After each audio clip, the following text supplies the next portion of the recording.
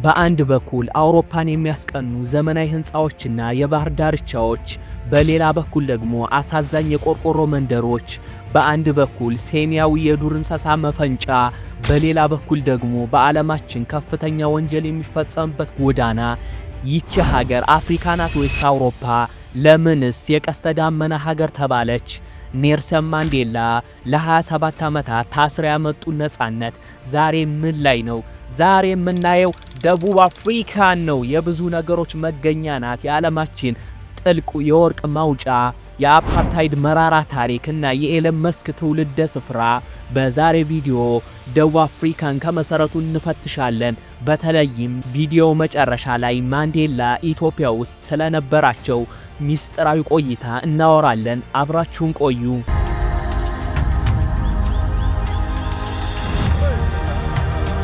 ስለ ደቡብ አፍሪካ ማውራት ሆድ ይቦረቡራል። ምክንያቱም ታሪኳ በደም የተጻፈ ነው። እስከ 1994 እንደ አውሮፓውያን አቆጣጠር ድረስ ሀገሪቱ የምትመራው በአፓርታይድ በተባለ አስከፊ ስርዓት ነው። ይህም ስርዓት በህግ ደረጃ ጥቁሮችና ነጮች የሚለያዩበት ነበረ። አስቡ፣ በአገራችሁ እየኖራችሁ መሬቱን ለም የሆነው ለነጮች፣ ደረቁን ለጥቁሮች የሚሰጥበት አውቶቢስ፣ ትምህርት ቤት፣ ሆስፒታል፣ መናፈሻ ሁሉ ለየብቻ ነው። ጥቁር ደቡብ አፍሪካውያን ያለ መታወቂያ ከተገኘ ይታሰራል። ምርጫ መምረጥ አይችልም። ነጮች 10% ቢሆኑም 90% የሚሆነውን ሀብትና መሬት በእነርሱ ቁጥጥር ስር ነበረ።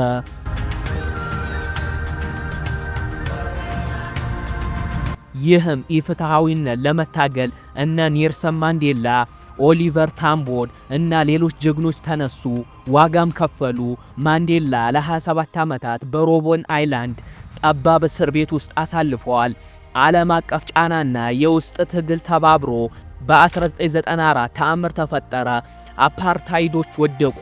ማንዴላም የመጀመሪያው ጥቁር ፕሬዝዳንት ሆነ። በሀገሪቱም ለሁሉም ቀለም ለሁሉም ዘር እኩል ናት በማለት የቀስተ ዳመና ሀገር ተባለች።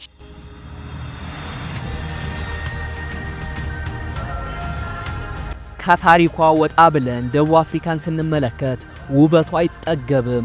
ሁለት ዋና ዋና ከተማዎች አሏት።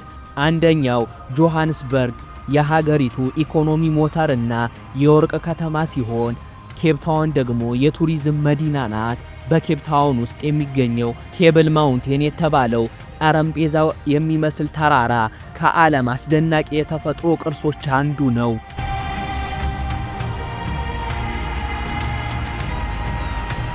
እንዲሁም ኩሩገር ናሽናል ፓርክ የተባለው ግዙፍ ፓርክ አላት።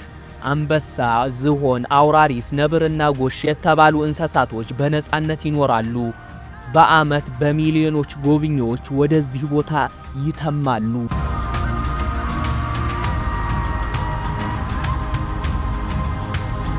ደቡብ አፍሪካ ከአፍሪካ ኢኮኖሚዋ ሀያል ነው። አንዳንዴም ናይጄሪያ ብትቀርማትም ለዚሁ ዋነኛ ምክንያት የማዕድን ሀብቷ ነው። በዓለም ላይ ካለው ወርቅ 40% የሚሆነው የተገኘው በደቡብ አፍሪካ ምድር እንደሆነ ይነገራል። አልማዝና ፕላቲኒየም በብዛት ይመረታል። ከዚህም በተጨማሪ BMW፣ ማርሴዲስ እና የመሳሰሉ ታላላቅ የመኪና ፋብሪካዎች እዚህ አምርተው ወደ ዓለም ይልካሉ። ከተሞቿም ስታዩ ኒውዮርክ ወይም ለንደን ያላችሁ ነው የሚመስላችሁ። ዘመናዊ ባቡሮች፣ ፈጣን ኢንተርኔትና ግዙፍ የገበያ ማዕከል አላት። ነገር ግን ሁሉም ነገር አልጋ ባልጋ አይደለም። ደቡብ አፍሪካ በዓለም ላይ ከፍተኛ የሀብት ልዩነት ያለባት ሀገር ናት። በአንድ በኩል በመዋኛ ገንዳ ላይ በቅንጡ የሚኖር ሰዎች ሲኖሩ፣ አጥር ዘሎ ደግሞ ውሃና ማብራት የሌለበት የቆርቆሮ መንደር ይታያል። ይህም የሀብት ልዩነት ከፍተኛ ወንጀል ፈጥሯል። መኪና አስቁሞ መቀማት የተለመደ ነው። ማታ ማታ በእግር መሄድ በብዙ ቦታዎች አይታሰብም። ባለሀብቶች የሚኖሩ በኤሌክትሪክ አጥርና በታጠቁ ፖሊሶች በተጠበቀ መንደር ውስጥ ነው። ይህም የደቡብ አፍሪካ የየቀን አስፈሪ እውነታ ነው።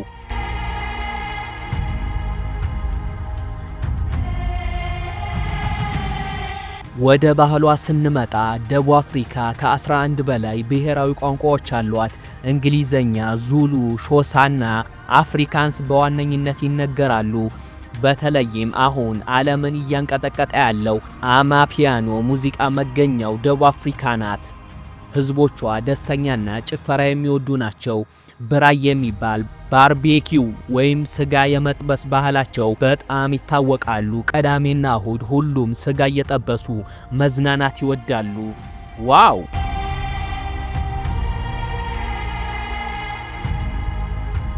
ይህንን ያውቃሉ? የደቡብ አፍሪካ ነጻነት ከኢትዮጵያ ጋር በጥብቅ የተሳሰረ ነው። ኔልሰን ማንዴላ ትግል ከመጀመራቸው በፊት ወታደራዊ ስልጠና የወሰዱት እዚህ አዲስ አበባ ነው። ኮልፌ ፖሊስ ማሰልጠኛ ውስጥ ለትግል ሲንቀሳቀሱ ይዘውት የነበረው ፓስፖርት የኢትዮጵያ ፓስፖርት ሲሆን ስማቸውም ዳዊት ተብሎ ነበረ። ማንዴላ ስለ ኢትዮጵያ ሲናገሩ ኢትዮጵያ ለአፍሪካ ነጻነት ያላት ቦታ ልዩ ነው ብለዋል። አሁንም በሺዎች የሚቆጠሩ ኢትዮጵያውያን በደቡብ አፍሪካ በንግድ ሥራ፣ በተለያዩ ሱቆች ሥራ ተሰማርተው ይገኛሉ። ምንም እንኳን አልፎ አልፎ የዜኖፎቢያን ወይም የውጭ ዜጎች የመጥላት ጥቃት ቢያጋጥማቸውም ጠንካራ ማህበረሰብ ፈጥረው ይኖራሉ።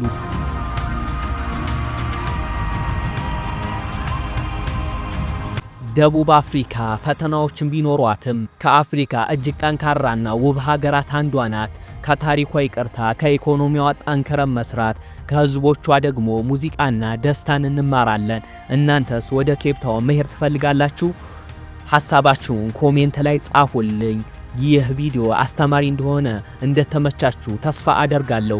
ለቻናሉ እድገት ላይክ እና ሼር ማድረግ እንዳረሱ፣ እንዲሁም ሰብስክራይብ ማድረጋችሁን እንዳረሱ። በሌላ ዓለም አቀፍ ቪዲዮ እስክንገናኝ ድረስ መልካም ጊዜ። ይመቻችሁ፣ ግን ሰብስክራይብ አድርጉ።